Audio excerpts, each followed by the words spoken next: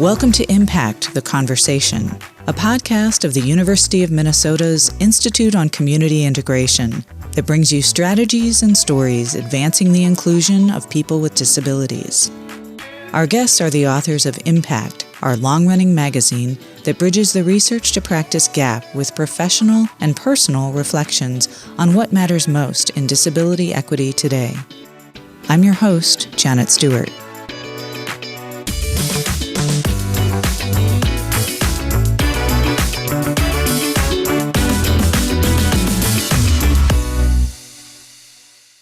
The new Impact issue focuses on self-direction, and today we're talking with Simon Duffy, who has been involved with several self-direction programs around the world.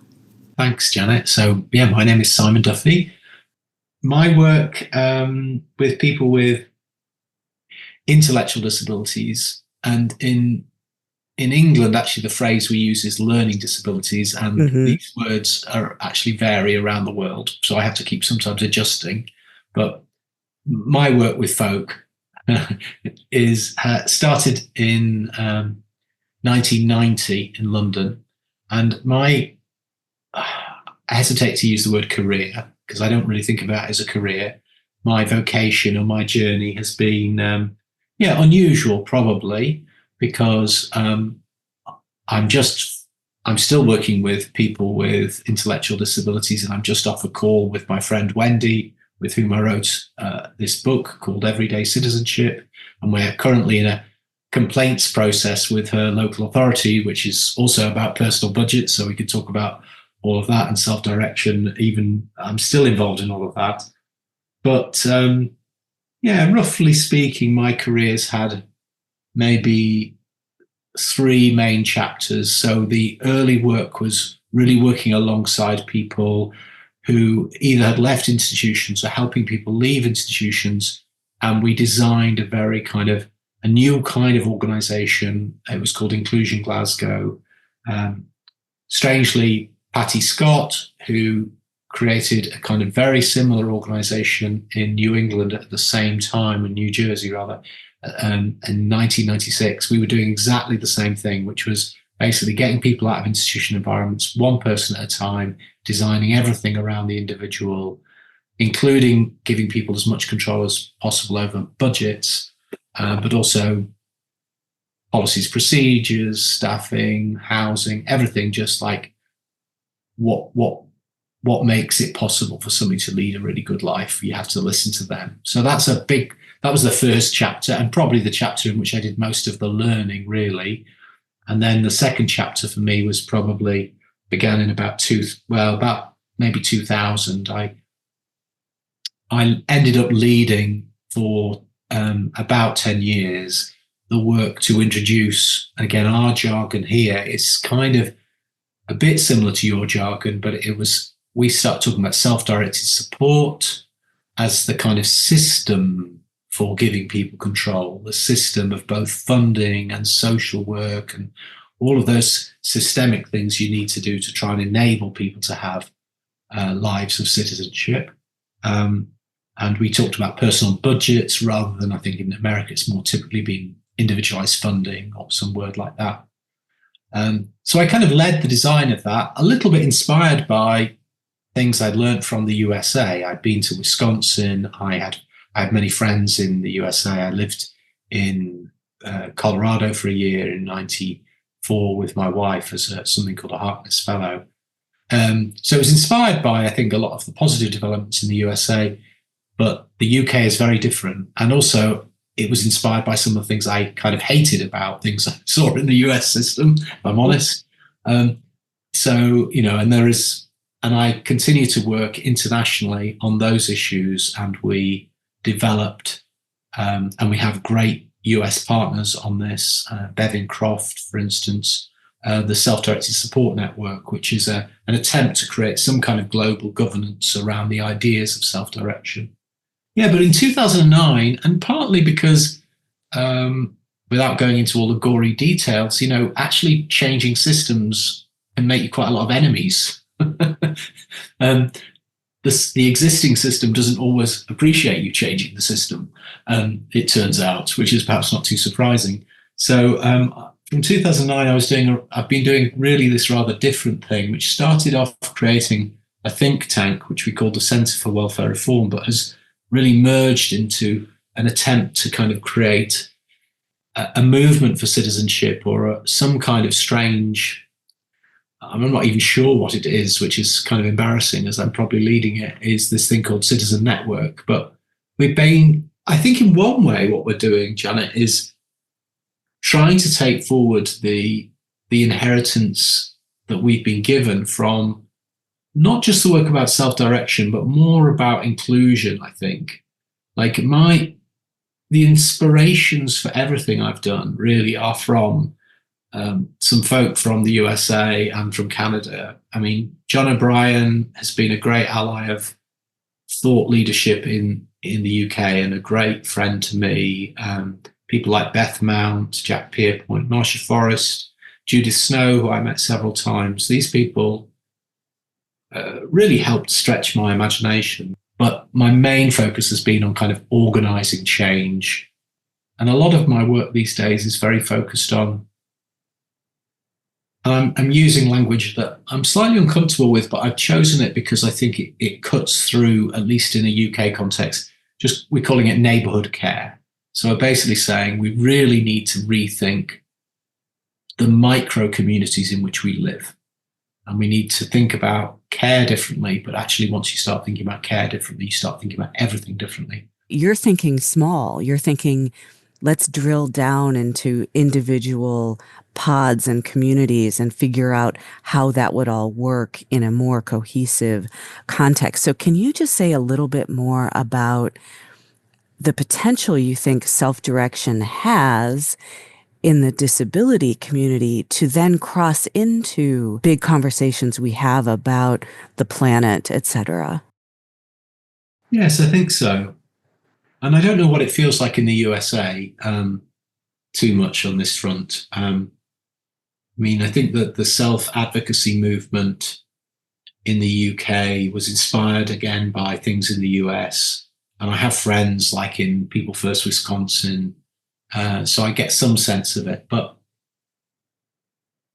I think I think we're in kind of stage 3 of self-advocacy, if that makes sense, in the UK. And what I mean by that is, when I started my career, self-advocacy was just not on the agenda. And in the early 90s, we actually created one of the first, or helped create one of the first self-advocacy groups in Southwark, which I, at that time, was working in London for my sins as a northerner. But I escaped eventually. But it was just establishing itself, just creating some legitimacy for itself.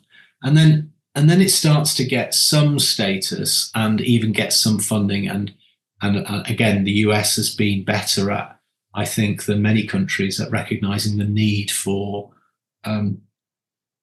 building in structures of advocacy into every system. I think that's one of the most inspiring things about the US approach, the UAP, the Protection and Advocacy, the DD Council, so those kind of structural elements of amplifying voice. But in the UK, we have had versions of that, not quite as well established. And self-advocates spent time articulating their rights and pushing for their rights and pushing for things that are important.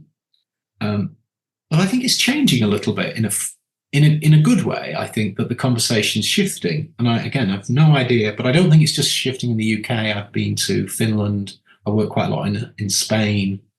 I've seen the same in Australia and New Zealand with allies there. So what's changing? The conversation shifting into articulating people's sense of themselves as citizens with capacity, with gifts, with responsibilities. It's not just a rights conversation anymore. I think, brutally speaking, it's becoming a much more mature, responsible citizen conversation. I think that's creating a different feeling for what might be possible.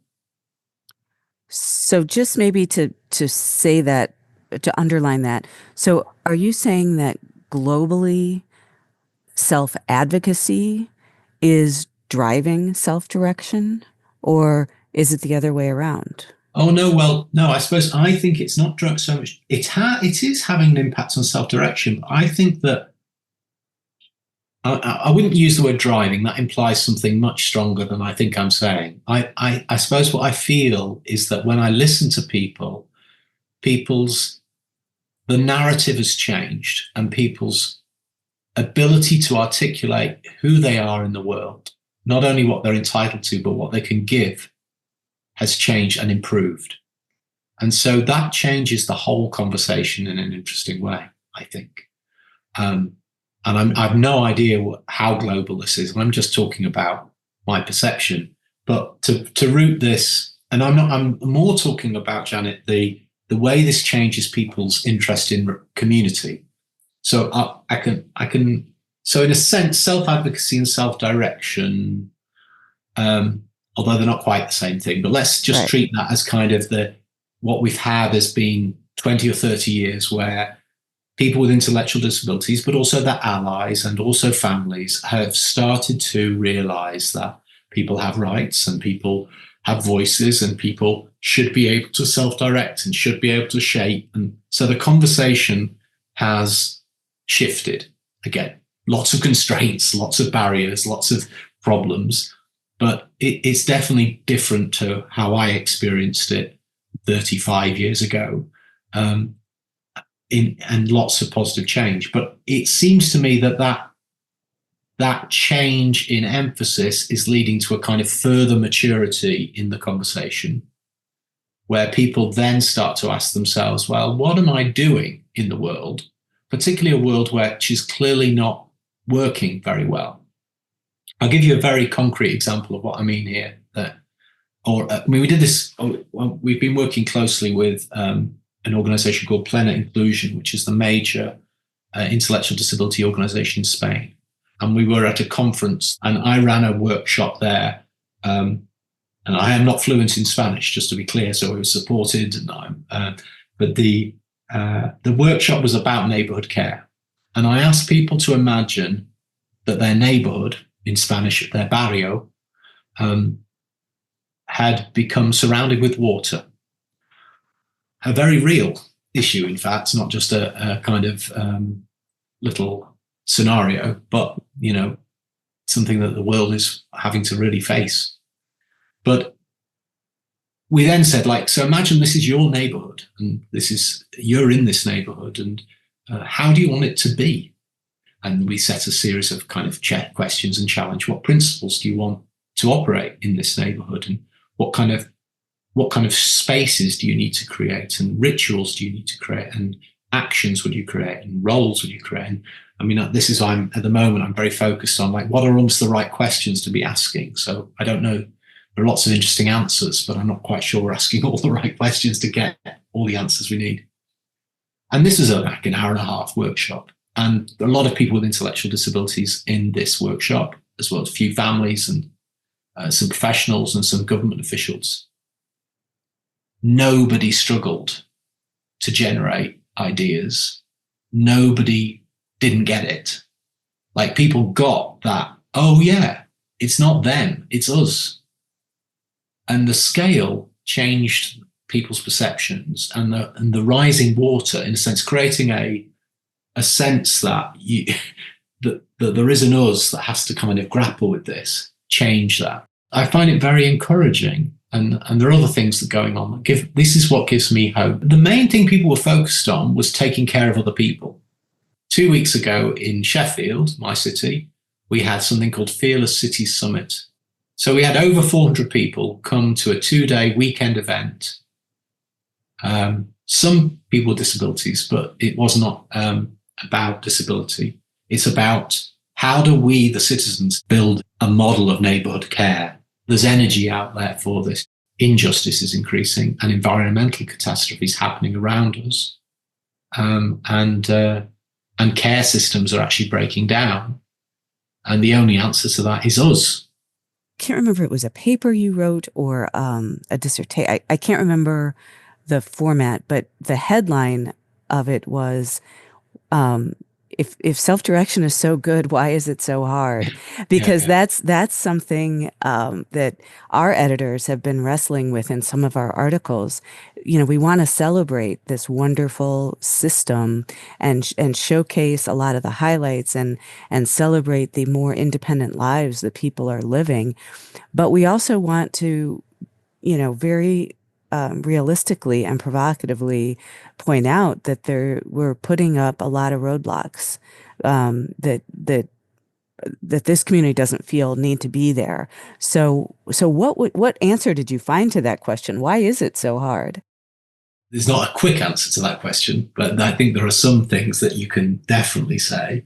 Ed Roberts in Berkeley, it was 1965 when he got the first bit of individual funding that I've seen cited. So the numbers of people who are self-directing, the number of governments that have adopted some kind of policy, the numbers of people in those systems has generally been growing, and but slowly and with challenges. If you read the literature around self-direction, there's almost like a constant refrain, which is that, oh, look, if people have flexibility in how they use their funding, the money goes further, people are more creative, outcomes are better. Now, what does flexibility cost? It doesn't cost anything economically, does it? So who's got a stake in reducing flexibility? Well, it's the paternalistic self-interest of, I don't know whether to bureaucrats is a fair term, but like when they're doing these things, definitely bureaucrats is maybe the right term. And they may be on other days lovely social workers, or they may be playing some other role in the system. But when they're basically telling people who know better than them how to live their own life that they can't do something because it's against the rules, then what's operating has got nothing to do with economic rationality. It's people in the system who don't want to let go of power. What, just to kind of wrap up, what gives you hope today when we getting back to self-direction? I think it was 2018 that your report came out. We've had a good 6 years since then. Have you seen some progress as you look into the future a bit in self-direction? Is there some hope there? Or is it clouded by elections around the world? I mean, what do you think? Well, I think there are several kind of hopeful signs, if I can try and squeeze them together. I mean, I've written a lot about some of the mistakes made in Australia around their funding system for disability, but preceding their, what I think of as terribly bureaucratic system that they have created, a campaign of people with disabilities, family members and providers created more pressure than I have ever seen in the world to reform their broken system. And they have, I mean, I think it's actually almost, well, it's problematic, but they've increased spending on disability supports by about 400% in 10 years. In Australia? In Australia, yeah. I mean, Australia is really worth looking at, I think. And I mean, the actual details of the system, I'm highly critical of, and I think that they have not done a good job of making the system very well designed for the purposes of self-direction, and not very well designed for the purposes of economic sustainability, I think. But when you go to Australia, these issues are front page news, and that's because disabled people got organised and made that happen. So that gives me hope. And they did that by creating a very powerful coalition and by changing the story, going back to something you said earlier. Their campaign was called Every Australian Counts, and they could change the whole disability story into a universal story. And they made people realise that disability was something that could happen to them and that they needed a system that was fit for purpose for everybody. And they got principles of individualisation, self-direction in the manifesto and to some degree in the system. Just, I think that unfortunately the bureaucrats designed the system, not people with disabilities. But so Australia gives me enormous hope. My friends in Spain give me hope because I see there's a country where the government and the leading civil society institutions, and this is partially post-COVID, grappled with the fact that they saw all these deaths in these care homes. They realized these care homes weren't fit to purpose.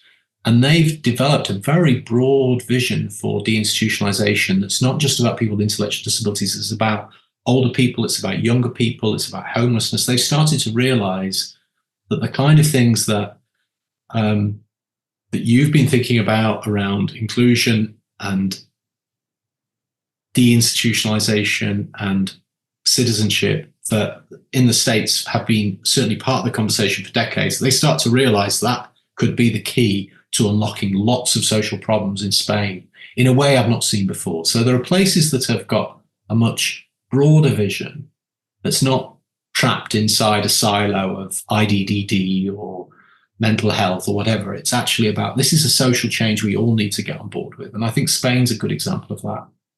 And so lastly, I would say, I'm inspired by when I go down the road to my friends in Doncaster. And this is where there are 3,500 people in an organization called People Focus Group Doncaster. They're people with mental health problems, they're people with disabilities, they're people with different labels there, and they're other folk. And it's a people-to-people, powerful group. Strangely, this is a good example of where the group was originally formed in 2010 with a slightly different name, a kind of slightly weird name called the Personalization Forum Group. And personalization was, again, one of these jargon words, which was about self-directed support. And the reason I got to meet them was like when they set up and they knew I was just down the road, they said, "Hey, we'd like some help, Simon." And so I got in the car and went over to see them. But what they've actually turned into is not really going on about self-direction, but really about solidarity, about community, around peer support, and think they're our partners really in this work to really rethink what the nature of community is. And I think self-direction then just becomes a natural part of transforming our understanding of what it means to be a citizen and what a community really, really requires of us. Requires something of us to make it flourish. It isn't something we just get for free. It isn't just a civil society structure. It's us in action together. Thank you so much for joining me today, Simon. You've given us a lot to think about.